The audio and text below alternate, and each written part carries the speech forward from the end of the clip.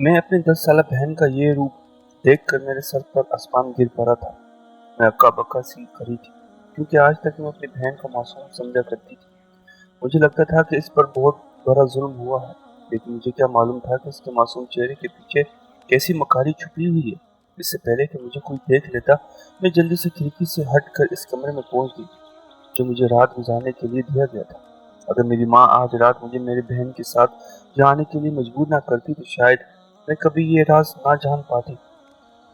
इससे पहले भी 2 बार इससे तलाक हुई थी। ये इसकी तीसरी शादी थी। हर बार शादी की रात जब वो तलाक का धब्बा लेकर हमारे घर आती, तो रो रो कर बेहाल हो जाती। सबको यही लगता था कि इस बेचारी के साथ जुल्म हुआ है, लेकिन ये कोई भी नहीं जानता था कि इन तलाकों के पीछे की असल वजह क्या थी। लेकिन आज की रात इस रात से पर्दा उठ गया था। मेरी उम्र 18 साल थी और मेरी सबसे छोटी बहन 10 साल की थी। देखा जाता तो बड़ी होने के नाते मेरी शादी पहले ही होनी चाहिए थी, लेकिन मेरी सिर्फ मंगनी हुई थी, और वो भी इसलिए क्योंकि मैं नौकरी करके घर का खर्चा चलाती थी। मेरा मंगेतर अयाज बहुत अच्छा था। वो हमेशा मुझे सपोर्ट किया करता। हमारे घर में कोई मर्द नहीं था, इसलिए मुझे ही मर्द बनना पड़ा था। बाबा के इंतकाल के बाद मैंने घर संभालना शुरू कर दिया था, और फिर मैं अपनी छोटी बहनों की जिम्मेदारियां भी खुद ही उठा ली, क्योंकि इनकी पढ़ाई और शादी के लिए पैसे इकट्ठे करने लगी, ताकि इन्हें इज्जत के साथ रुखसत करके बड़ी बहन होने का हक अदा कर सकूं। मुझसे छोटी वाली बहन, जो अभी 16 साल की थी, इसकी शादी मैंने अपने दफ्तर में ही काम करने वाले एक लड़के से करवाई थी।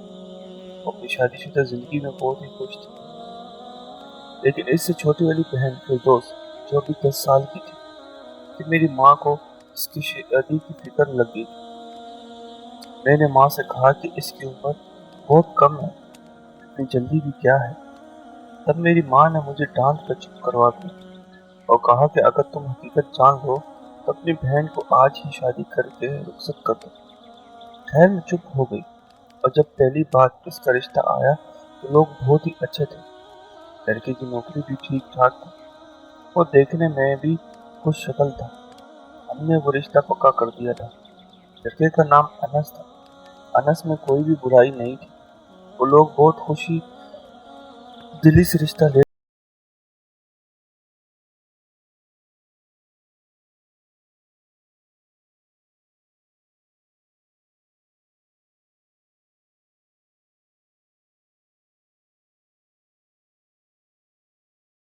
रिश्ते वालों को बहुत लालची देखा था।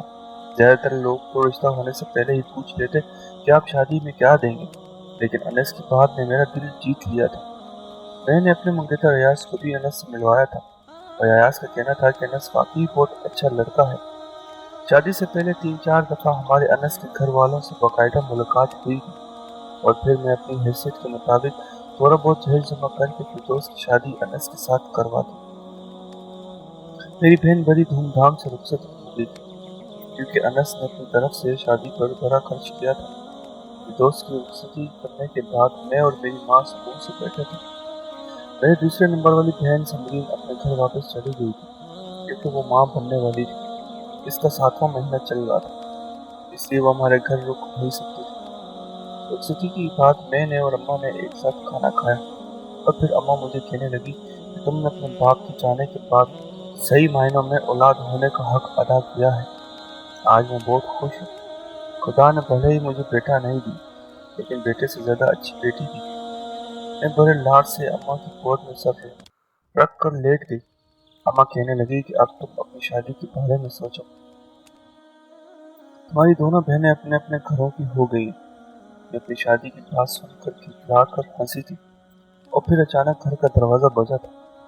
अम्मा ने हैरत से मेरी शक्ल देखी और कहने लगी, रात के इस पहर कौन आया होगा। सारे कामों से फारिग होकर हमें रात के 2 बज गए थे। इस वक्त दरवाजे पर किसी का आना बहुत ही अजीब बात थी। मैं और अम्मा दरवाजे पर पहुंचे और आवाज देकर पूछा, कौन है। तो दरवाजे के बाहर से फिरदौस की आवाज सुनाई दी। वो कहने लगी, खोलो आपी, मैं हूँ। इसकी आवाज सुनते ही मेरे होश उड़ गए। मैंने जल्दी से दरवाजा खोला और देखा तो वो अपना एक बैग पकड़े अंदर आ गई। मैंने घबरा कर पूछा, क्या हुआ है। तब वो ज़ारों कतार रोते हुए मेरे गले लग गई और फिर ऐसी खबर सुनाई कि मेरी जान निकल गई। कहने लगी अनस ने मुझे तलाक दे दी। उन्होंने शादी मजबूरी में की थी, वो खुश नहीं थे, इसलिए मौका मिलते ही उन्होंने मुझे तलाक देकर अपने घर से निकाल दिया है। अपने बहन की खुशी की खातिर उन्होंने शादी तो कर ली थी, लेकिन वो इसे निभाना नहीं चाहते थे। दोस्त की बात सुनकर मेरी हालत खराब हो गई। एक बाप की जगह बाप बनकर बहन को रुखसत करना बहुत मुश्किल काम था। इस शादी की नाकामी को मैं अपनी नाकामी समझ रही थी, क्योंकि मैंने ही सही लड़के का इंतखाब नहीं किया था। मेरी बहन के आंसुओं ने मेरा दिल दुखा दिया था। मैंने हाथ जोड़कर इससे माफी मांगी कि ये सब मेरी गलती है। शायद मुझे अनस को अच्छी तरह जान लेना चाहिए था। इसने कुछ न कहा, वो बस रोती ही रही। अम्मा कहने लगी कि अभी इसी वक्त जाकर पता करते हैं कि हमारी बेटी के साथ ऐसा क्यों किया है अनस ने। लेकिन इससे पहले ही फिरदौस ने अम्मा का हाथ पकड़ लिया और कहने लगी कि इनके घर जाने की कोई जरूरत नहीं। मैं नहीं चाहती कि वो आप लोगों के साथ बदतमीजी करे, क्योंकि इसने मेरे साथ भी बहुत बुरा सलूक किया है और इसने मुझे बद किरदार भी ठहरा दिया। वहाँ जाकर सवाए हमारी बदनामी के और कुछ नहीं होगा। मैंने हैरत से पूछा, लेकिन इसने तुम्हें तलाक दी क्यों है? अगर तुम इसे पसंद नहीं थी तो वो शादी से पहले ही ये बात बता सकता था। इसने तो शादी पर खूब खर्चा किया है, तो इस तलाक के पीछे क्या वजह है? मेरी बात सुनकर फिरदौस ने अजीब सी नजरों से मुझे देखा और कहने लगी, बता तो चुकी हूँ, ये सब कुछ इसने सिर्फ अपनी बहन की खुशी की खातिर इसे दिखाने के लिए सब किया था, और फिर मुझे तलाक देकर अपनी बहन के सामने मेरे किरदार को दागदार कर दिया है। मैंने और अम्मा ने फिरदौस को हौसला दिया। सारी रात हम तीनों खामोशी से अपनी जगह आंसू बहाते रहे। कुछ देर पहले वाला सुकून पूरी तरह खत्म हो गया था। हमारे दिलों में तूफान ने जन्म ले लिया था। एक बेचैनी थी जो मुझे खाए जा रही थी। आखिर अनस ने इतनी घटिया हरकत की कैसे? वो तो बहुत ही सुलझा हुआ और समझदार लड़का मालूम होता था। ऐसे कोई मर्द एक ही रात में अपनी बीवी को तलाक दे सकता है? अगली सुबह ये खबर सारे मोहल्ले में फैल गई कि आधी रात को फिरदौस तलाक लेकर वापस लौट आई है। मोहल्ले वाले हमारे घर आए और तरह तरह की बातें बनाने लगे कि 10 साल की बच्ची की शादी करोगे तो यही सब होगा। अगर अंदर की बात मैं और अम्मा जानते थे। अम्मा ने बड़ी मजबूरी में फिरदौस की शादी की थी, इसलिए हम चुप बैठे। लोगों की बातें सुनकर फिरदौस बहुत ही ज्यादा दिल बर्दाश्त हो गया। इसने खुद को कमरे में बंद कर लिया और मुझसे अम्मा से वादा लिया कि हम में से कोई भी अनस या इसके घर वालों की शक्ल भी नहीं देखेगा और ना ही कभी इन लोगों का जिक्र इस घर में होगा। फिरदौस की हालत देखते हुए मैंने और अम्मा ने वादा कर लिया। दोपहर के वक्त मेरा मंगेतर अयाज मेरे घर आया और वो भी सब कुछ जानने के बाद हक्का बक्का रह गया। कहने लगा, ये कैसे मुमकिन है? मैं जाकर बात करता हूँ। आखिर कैसे हमारी फिरदौस के साथ इतना बड़ा जुल्म कर सकते हैं? लेकिन यह बात फिरदौस के कानों में पड़ गई और रोते हुए कहने लगी, अगर आप वहाँ जाएंगे तो मैं अपनी जान ले लूंगी। इसकी हालत देखकर अयाज भी रुक गया। फिरदौस की अयाज से काफी दोस्ती थी। मैंने अयाज से कहा कि तुम इसे समझाओ और कहो कि खुद को कमरे में बंद ना कर रखे। अयाज ने इसके सर पे हाथ रखा और कहने लगा, चलो मैं तुम्हें बाहर घुमा कर लाता हूँ। और फिर अयाज खुद ही बड़ी जबरदस्ती भाग कर फिरदौस को लेकर आइसक्रीम खिलाने ले चला। मैं तो अम्मा के साथ घर पर ही रुक गई थी, क्योंकि अम्मा की हालत ठीक नहीं थी। काफी देर बाद अयाज और फिरदौस वापस लौटे थे। दोस्त का मिजाज काफी अच्छा हो गया था। इसके हाथ में आइसक्रीम का कप था और एक दूसरा कप मेरी तरफ बढ़ा कर कहने लगी, आपी आपने भी कल से कुछ नहीं खाया, अब आप ये खाएं। इसके चेहरे पर हल्की सी मुस्कुराहट थी। ये मुस्कुराहट देखकर मुझे सुकून आ गया था। अपने कमरे में चली गई तो मैंने अयाज का शुक्रिया अदा किया। अयाज कहने लगा कि फिरदौस को इस वक्त दिलजोई की जरूरत है, तुम कोशिश करो कि ज्यादा वक्त इसके साथ गुजारो। अयाज की बात सुनकर मैंने सर झुका लिया। मैं नौकरी करती थी और अगले दिन से मुझे नौकरी पर जाना था। मेरे पास घर में गुजारने के लिए वक्त ही कहाँ था। इस रात के बाद से अब तक हम में से किसी ने अनस से कोई बात नहीं की थी। ये लम्हात हमारे लिए बड़ी तकलीफ देने वाले थे। मेरी शादी भी रुक गई थी, क्योंकि अब मुझे फिर फिरदौस के बारे में सोचना था। فردوس کی جیسے ہی عدت پوری ہوئی میری ماں نے پھر سے اس کے رشتے دیکھنے شروع کر دیے تھے۔ اس بار بھی میں نے اماں کو منع کیا کہ آپ فردوس کے ساتھ زیادتی کر رہی ہیں، اس کی عمر 11 سال بھی نہیں ہوئی ہے۔ پر اماں نے جو بات مجھے بتائی اسے سن کر میرا دماغ چکرا گیا تھا اور میں چپ ہو گئی۔ اس بار فردوس کے لیے ایاز ایک رشتہ ڈھونڈ لایا تھا۔ وہ لوگ ایاز کے جاننے والے تھے اور رشتہ ایاز کے ذریعے ہی آیا تھا۔ لڑکا ایاز کا دوست تھا اور ایاز نے اسے فردوس کو پہلی طلاق کے بارے میں سب کچھ بتا دیا تھا۔ انہیں فردوس کی طلاق پر کوئی اعتراض نہیں تھا۔ میں اس رشتے کا سن کر کچھ ہچکچا رہی تھی۔ مجھے نہیں لگتا تھا کہ فردوس شادی کے لیے راضی ہوگی، لیکن ایاز کے بار بار اصرار کرنے پر فردوس نے دوسری شادی کے لیے حامی بھر لی تھی۔ میں نے ایاز سے کہہ کر ان لوگوں کو بلوا لیا تھا۔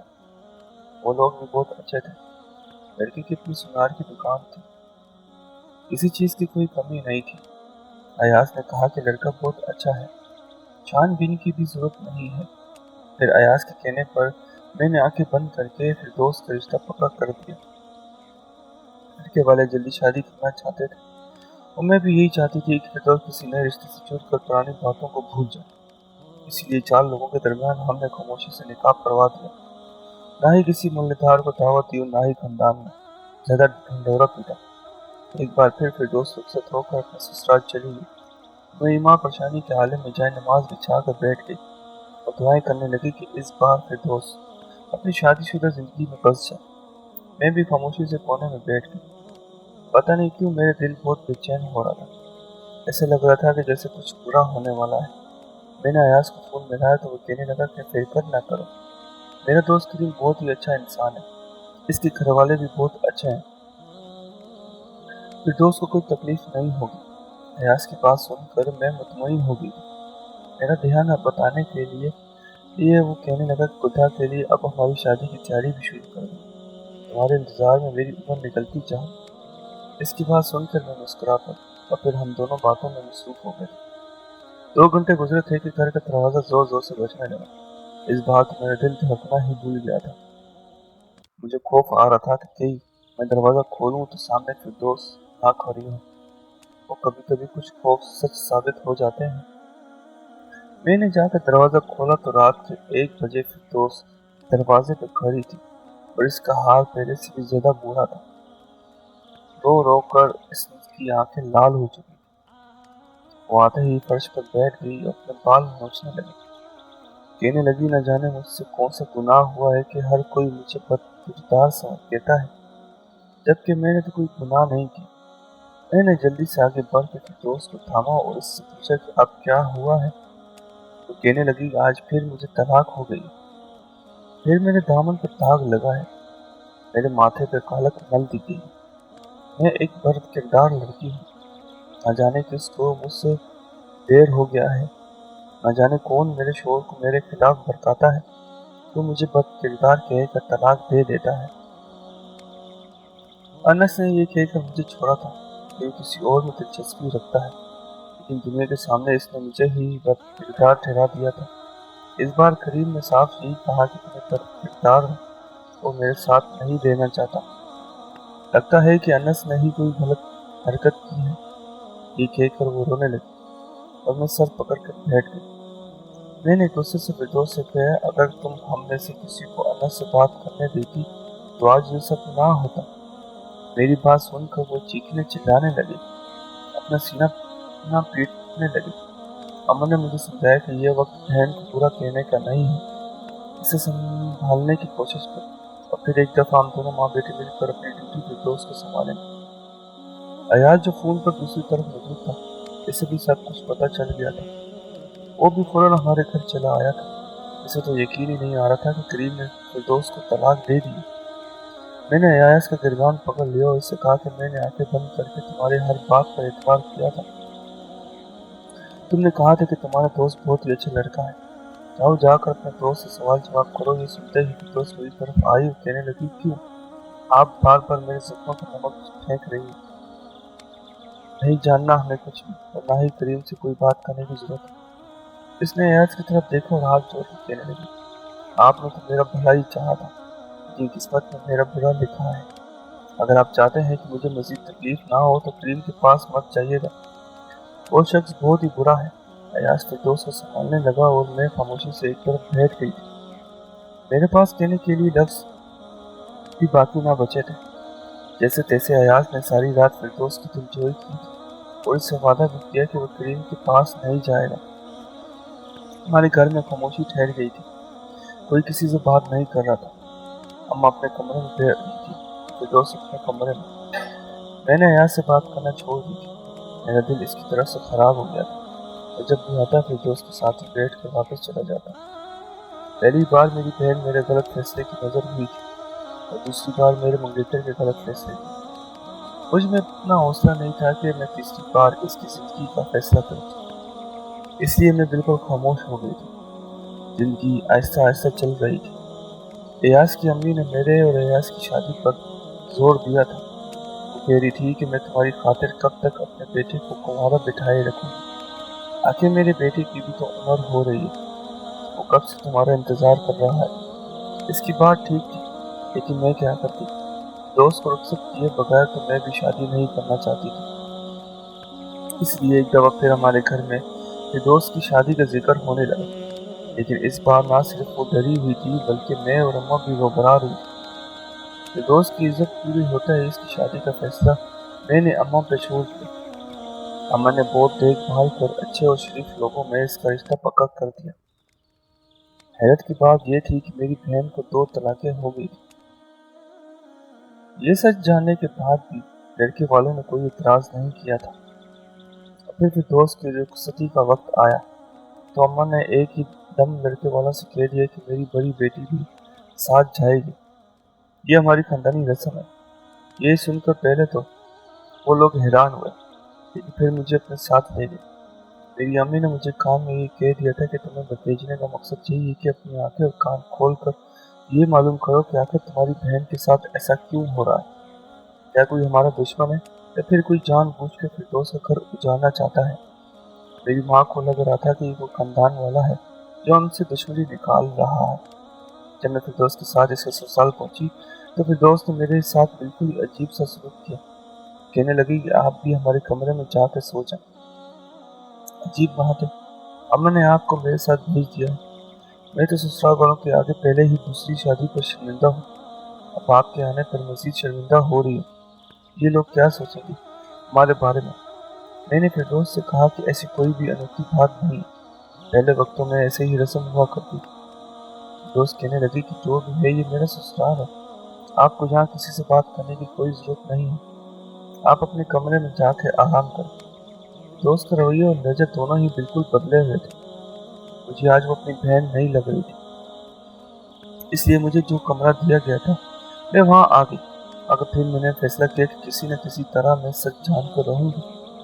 دوست اور اس کا شوہر کمرے میں گئے تو میں بھی پیچھے سے گھوم کر کھڑکی کی طرف پہنچ گئی۔ یہ اونچا سا روشن دھان تھا، میں زمین پر ایک گملہ رکھ کر اس کے اوپر کھڑی ہو گئی اور مجھے اندر کا منظر نظر آنے لگا۔ دونوں میاں بیوی کی آواز میں سنائی دینے لگی۔ اگرچہ یہ بہت غلط بات تھی، لیکن اپنی بہن کے گھر کو بسانے کے لیے میں یہ حرکت کر بیٹھی تھی۔ شادی سادگی سے ہوئی تھی، اس لیے گھر میں زیادہ مہمان نہیں تھے، گھر والے بھی اپنے اپنے کمروں میں بند تھے، کسی نے مجھے یہاں آتے نہیں دیکھا تھا۔ پھر میں نے دیکھا کہ میری بہن اپنے شوہر سے طلاق مانگ رہی ہے اور اسے کہہ رہی تھی کہ میں ابھی 10 سال کی ہوں۔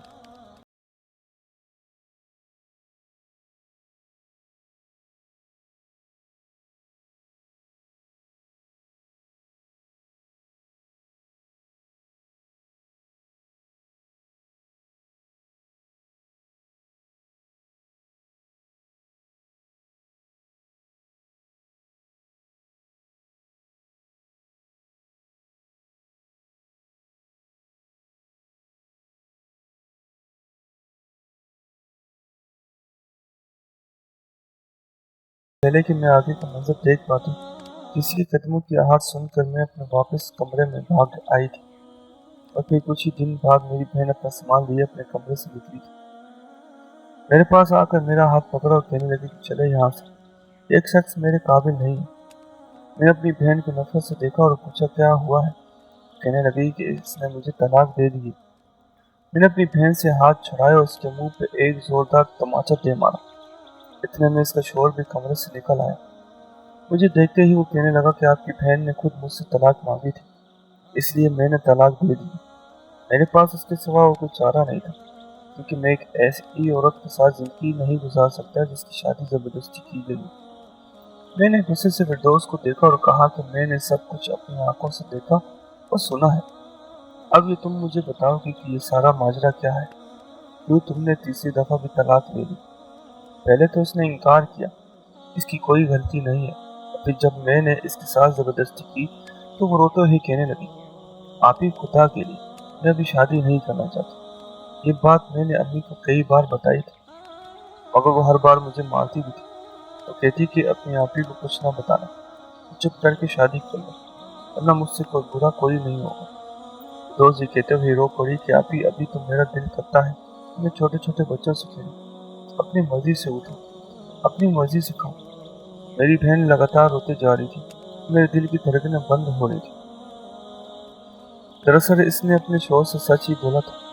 मेरी 10 साल के दोस्त को एक ऐसी बीमारी लगी गई थी। वो 10 साल की उम्र में ही जवान हो गई थी। इसका जिस्म मुझसे भी भारी हो गया था, उसके चेहरे पर झुर्रियां भी आने लगी थी। डॉक्टर का कहना था कि ये एक ऐसी बीमारी है जिसमें लड़का या लड़की बहुत जल्द जवान हो जाते हैं और उम्र से पहले ही बुरा हो जाता है। मेडिकल साइंस में अभी तक इस बीमारी का कोई इलाज नहीं है। मेरी बहन देखने में तो मुझसे भी बड़ी लगती थी, मगर इसके अंदर से अभी बचपना नहीं गया था। मेरी माँ चाहती थी कि इससे पहले कि फिरदौस बूढ़ी दिखने लगे, मैं इसकी शादी कर दूं, मगर वो आज भी बच्चों की तरह रो रही थी। अपनी बहन के मुंह से ये बातें सुनकर मेरे रोंगटे खड़े हो गए थे। मैं अपनी बहन की खुशियाँ कैसे छीन सकती थी? मैं इसका हाथ पकड़कर इसे घर ले आई, अम्मा को सारी बात बता दी। अयाज को भी सब कुछ पता चल गया था। हमने ये बात कभी नोट ही नहीं की थी कि फिरदौस अब भी बच्चों के साथ खेलना पसंद करती थी। इसे मिट्टी के खिलौने बहुत पसंद थे। बहुत सोचने और समझने के बाद हमने ये फैसला अल्लाह ताला के सुपुर्द कर दिया था। निकाह करके अयाज के घर आ गई थी, क्योंकि इसकी माँ मजीद इंतजार नहीं कर सकती। आज मेरी शादी को 2 महीने होने वाले थे। फिर दोस्त 3 दफा तलाक का दाग अपने दामन में लिए अम्मा की दहलीज पे बैठी। कभी कभी इसके बारे में सोचती हूँ तो मुझे इसकी बहुत फिक्र होती सताती। समझ नहीं आता कि मैं अपने दोस्त के लिए क्या करूँ। मेरे शोर अयाज शहर के एक बहुत बड़े डॉक्टर से इसका इलाज करवा रहे हैं। डॉक्टर अमेरिका से आए हैं और डॉक्टर ने तसल्ली दी है कि इस बीमारी का इलाज गैर मुल्क में किया जाता है और वहाँ से दवाई मंगवा कर देंगे। दोस्त को ठीक होने में 2 साल का अरसा लग सकता है। ये सारा खर्चा अयाज और मैं मिलकर उठा रहे हैं। आपसे अपील है कि आप लोग भी मेरी बहन के लिए दुआ करें और जल्द से जल्द ठीक हो जाए, फिर से अपनी उम्र के मुताबिक दिखाई दे।